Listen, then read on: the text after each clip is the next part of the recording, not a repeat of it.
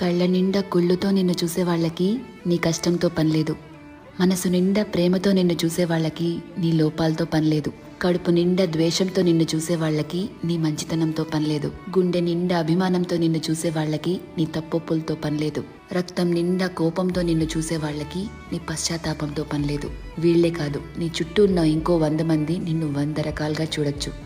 వాళ్ళందరూ వాళ్ల లోపల ఉన్న ఎమోషన్తోనే నిన్ను చూస్తారు. నిన్ను నిన్నుగా చూడగలిగేది ఆ పైవాడి తర్వాత నువ్వు మాత్రమే.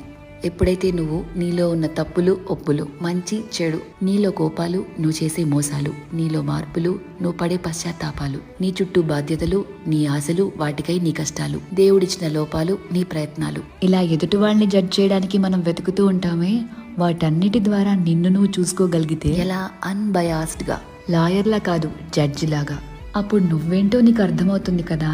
అదే సెల్ఫ్ అవేర్నెస్ అంటే. సెల్ఫ్ అవేర్నెస్ నీకు చాలా ప్రశాంతతనిస్తుంది.